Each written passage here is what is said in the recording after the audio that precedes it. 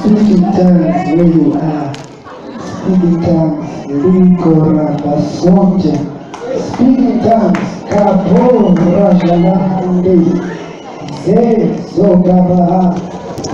Glory to Jesus.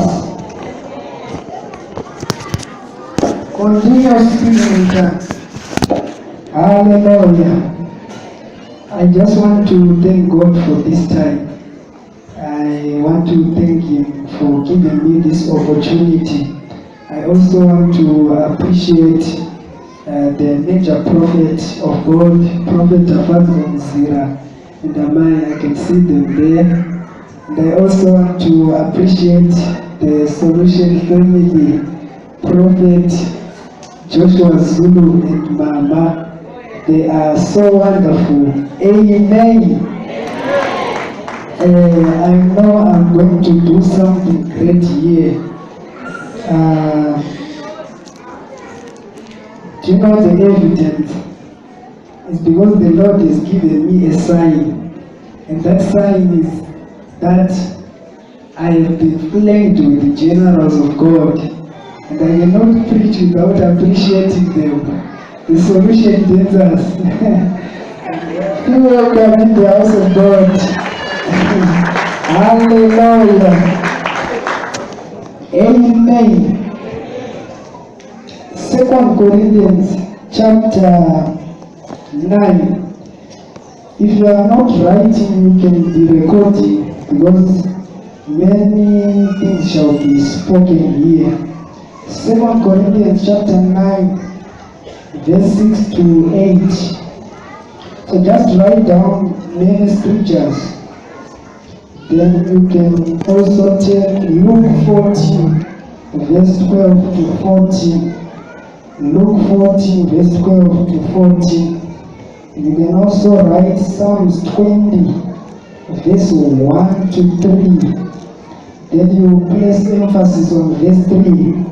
Proverbs 13, verse 8. Galatians 6, verse 6 to 7. 2 Kings chapter 3. If you are excited about reading, you are going to read the whole chapter. Philippians 4, verse 18 to 19. I think for now, I will leave you there. So I'll read 2 Corinthians 9, verse 6 to 8. But this I say, he who sows sparingly shall also reap sparingly, and he who sows bountifully shall reap also bountifully. Every man according as he purposes in his heart, so let him give, not grudgingly or of necessity, for God loves a cheerful giver. Amplified Version says, a cheerful apt to do it, giver whose heart is in his giving. If you read verse 8, it says, and God is able to make all grace abound towards you, that you always having all sufficiency in all things may abound to every good work. Amen. Hallelujah. Now, if you read the word of God from the book of 2 Kings chapter 3, you will see the king of Israel going to war against the king of Moab, and he had to invite the king of Edom and Jehoshaphat to go to war with him. And now Jehoshaphat says, let's go and see solution men. And they go and see solution men. The solution man of that time was Elisha in those days. Then Elisha says, I don't entertain sinners. But at one time, he changed his mind and gave a powerful prophecy. And he says, you shall overcome. He says, you shall take over. And they're shouting, I receive. But when you follow the whole chapter, you will see that indeed they overcame. But they were limited. So if you just receive it without giving, your victory will be limited. What actually happened?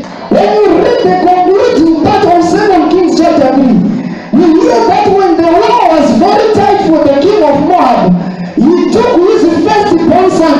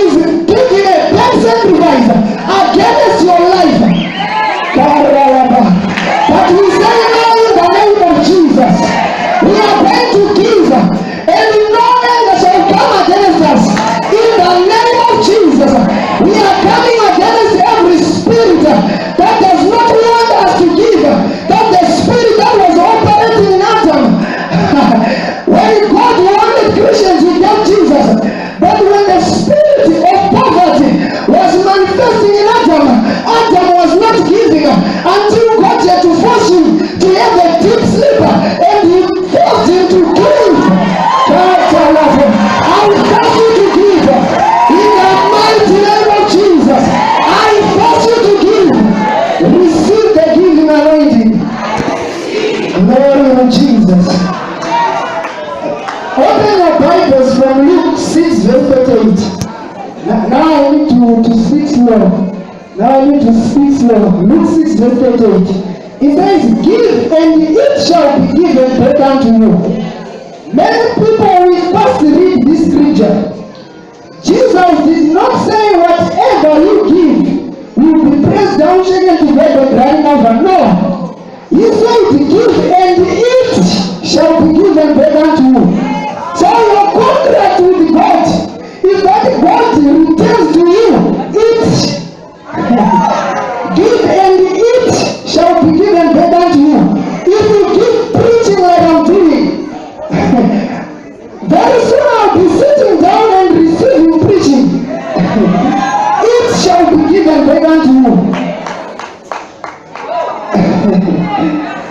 Now, he says, if you give $10, you receive $10. It shall be given back unto you. So, what is then multiplied? Actually, when you read it slow. Give and it shall be given back unto you. Full stop. Good measure. So, you're talking of a good measure only. That's the only one which is pressed down, shaken together, and running over. If you don't give a good measure, it shall be given back unto you. That's why Jesus said, good measure. What's important is the measure. That's the one which will be pressed down. If you are doubting what I'm saying, you go to the one I gave you, Galatians chapter 6, where the apostle God says, do not be deceived, God is not mocked. Whatsoever you sow, that will you reap. Then he continues and says, if you sow the wind, you will reap a wind. That means in the house of God, everyone is a giver. You can say, I am not a giver. So if you don't give in the house of God, you are still a giver. But you are just giving nothing. And you are the one whom the apostle mentions. And says, if you sow wind, that's sowing nothing, you reap a wind. So God now will not press down your nothing and shake it together. He gives you favor, you give nothing and receive nothing. Rather than giving you back a wind. Glory to Jesus. Why do the poor remain poor? It's because the poor do not want to give. The rich will easily give because they know they have something left after giving. But the poor will not easily give because they are looking at what is left after they give. But God is saying, I give back what has been given. So when God gives you, it doesn't matter your level of success. You can choose to go and bless an unbeliever because that's the person who is giving. So you won't give you based on your level. You give you based on your giving. That's why Jesus now comes and says, the Spirit of God is upon me. He has anointed me to preach the gospel to the poor. Because it's the poor who have a problem with giving. So I better preach the gospel and convince them to give. Be convinced to give. Glory to Jesus. Why give? Who do you give? You give to God, to the church and to the men of God. You give to the anointing. But what you give? What do you give? You give tangibles. You don't give intercession to a man of God who has been in the closet. You give tangibles. Apostle Paul says, if I sold a spiritual thing to you, is it a big deal that I should reap tangibles? But at one time he says giving is an exchange. Why those who have abundance must give those who have few? So when a man of God comes into your life, he has got abundance of revelations, abundance of prayer time, abundance of the anointing. And the apostle is saying, if you have much, you give to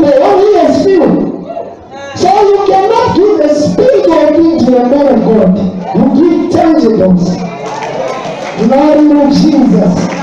Now, don't be so quick to think about the poor and the orphans and the widows when we talk about giving to the anointing. They are very wise Christians. They are good now. Good religion is giving to the poor, the widows, and John chapter 1. But mind you, the Bible saying good religion and Christianity is not a religion.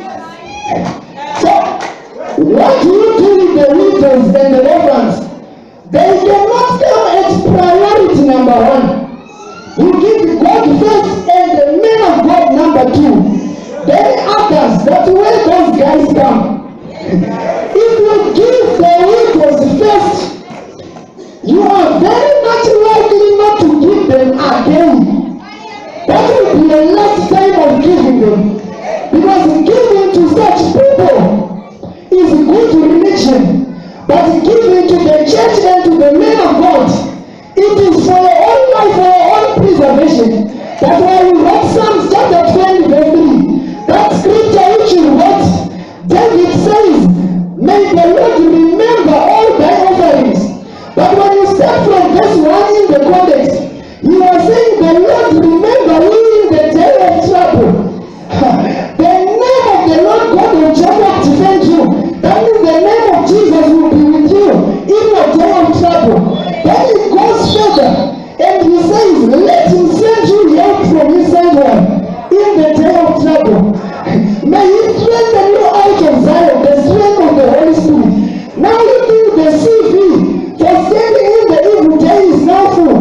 But David says it's not over. It's not guaranteed to give you victory when all these things are happening in the day of trouble. So he continues to verse 3 and says, may he remember all your offerings and your sacrifices, and may he accept your great sacrifices in the day of trouble. Then he says, Selah. Selah means pause or stop. So he's saying that when he remembers your offering, and when he remembers your altar, may the problem pause. May the problem stop. In the name of Jesus. Why do you give? Number 1, you give to free your heart. Number 2, you give to be spiritual. If you want to be spiritual, you give. Number 3, you give for strategic winning. Number 4, you give to connect. You cannot connect unless you connect. So you have to first give to Samuel. Then after he gave to Samuel, he automatically connected to the spiritual side. And when he's getting from Samuel, he goes to prophesy among the prophets, among Manapapa Zulu. That's why he was prophesying. And people were shocked and said, where is his father in the prophetic? He began a son by giving only once. So you cannot connect unless you connect. That's why you give. You give to free your heart. When God was speaking to a rich man, he said, sell everything that you have and give to the poor. Because his heart was connected to his riches. So he had to give everything so that his heart becomes free. So your heart is connected to your money. And the Holy Spirit cannot touch you until your heart is free. Even spiritual gifts cannot come to you because your heart is closed. Your heart needs to be open through giving. Your heart must be untied from carnal things. When the Bible says to be carnally minded is death, it was talking of stingy people. Because when a man of God comes and prophesies delivering the word, and lastly he says, just give me money for your time. You say now these guys, they are content with money hunting. All these spiritual things he was doing, you don't remember. You just remember the carnal thing he did. Because money is a carnal connotation. So to be carnally minded, to describe the prophet in terms of money only, that's the carnal mind, and it's enmity unto God. Hey! This one is deep. If you want to be spiritual, you give. Carnal men could not give. He could not give when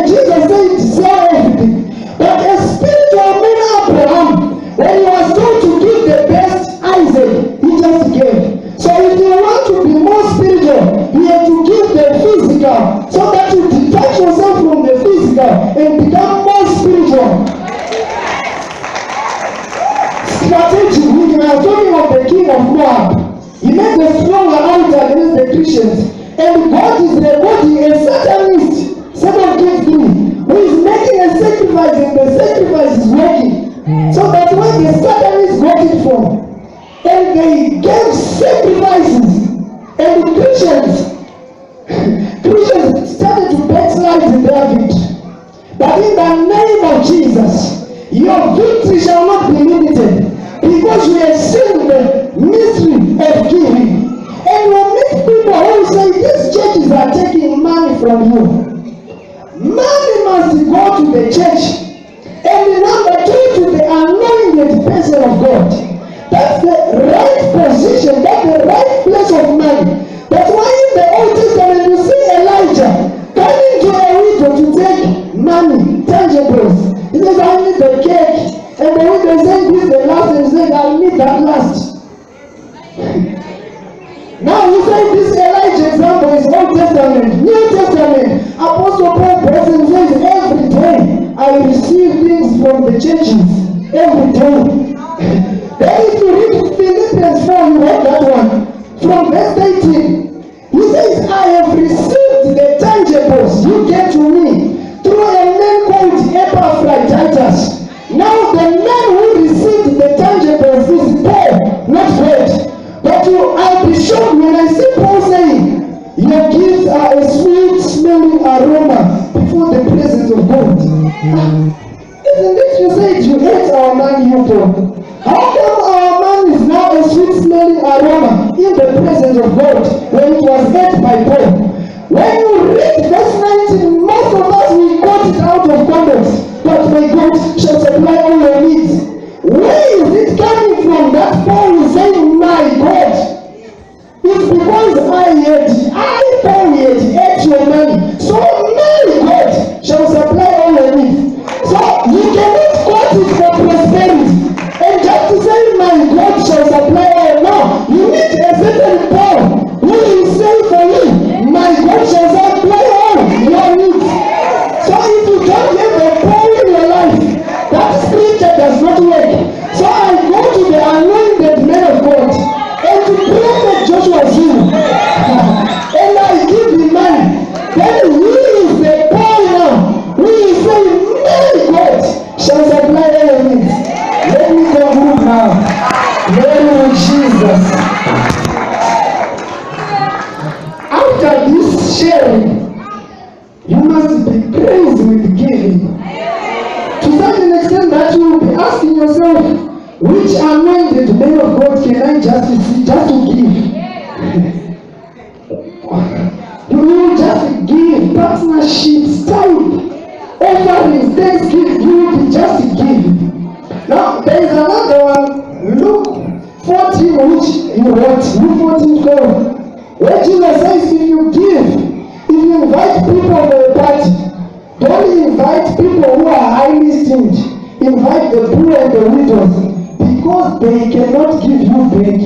So if they cannot give you back, you shall receive a reward in heaven. Do you see the secret there? Jesus saying when you invite the poor and the widows to a party, they cannot give you back on earth. So inheritance, you get it in heaven. So if you need a spiritual inheritance, you go and give those people I are saying others who come to the down on the list of giving. But if you need to be given back on earth, you don't go to these guys. Yes, Jesus said they can give you back. Today you'll be screwed. You need people who criticize giving. You are not screwed to go. You will be just giving and giving and giving. But Jesus said if you give people who cannot give you back, you have an inheritance in heaven. So it means there is a law of repayment. Whenever you give, you must be given back. To such an extent that if you can't get your reward on earth, even in heaven, you will get it. Now I want to conclude on a question. Someone who was serious with giving just asked, what if I'm giving and there are no results? That's why I want to conclude on. What if I'm giving and there are no results. First of all, the issue or the situation that you are actually asking, it gives me a clue that there are results. That's why you are asking that there are no results. You need to change the way you think. Change the way you think. Now, you're saying, what if I give truly and I don't see results? Now, the reason I've already mentioned it. The Bible says, give and it shall be given back unto you. So if you give $10, the $10 will be given back unto you. So you come back to point zero. Once you get $10 and it was given back unto you. So that's why you give and you don't see results.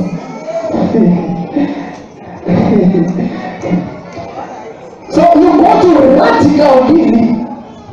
When it's the only money left in your pocket, it increases in value.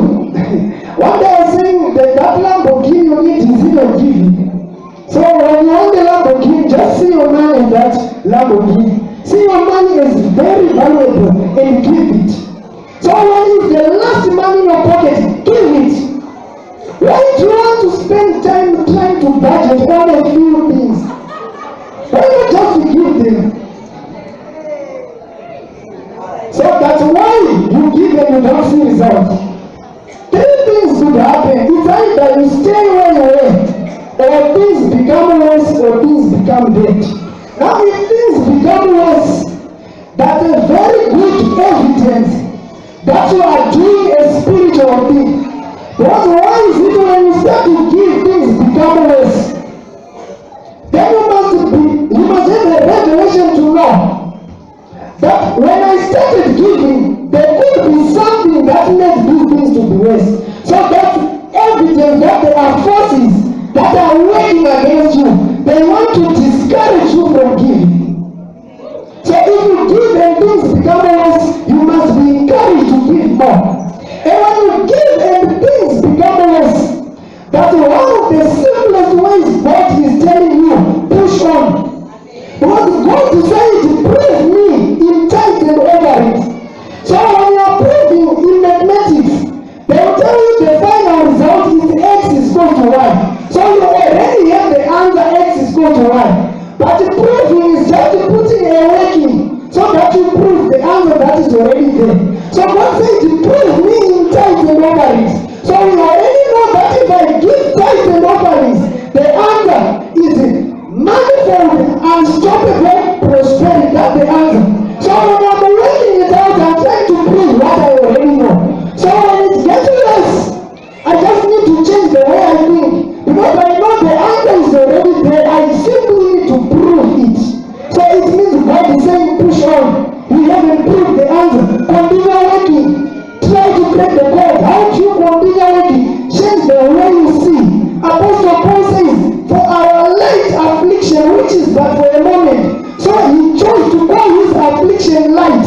Chose to call your lying situation light. Then Apostle Peter says, we have a more sure word of prophecy. Apostle Peter says, we saw Jesus face to face. But the word which we have is more sure than the encounter we had with Jesus. So Apostle Peter is saying the word of God is more sure than the situations, even than the encounters I had with Jesus. So if you give and things become worse, you go back to the more sure word of prophecy, and you see that it says I'm proving God. So you continue being stiff-necked, and you even give them more. Because as things are becoming worse, what is it deal with the dangerous outers in your families, so that you will see the result. From today I am a giver. From today I am a giver. You are rising up. You are giving and results are coming up. You are giving and things are happening in the mighty name of Jesus. Glory to Jesus. Now as I sit down, just pray and thank God that you are going to implement and get results. Just pray and thank God.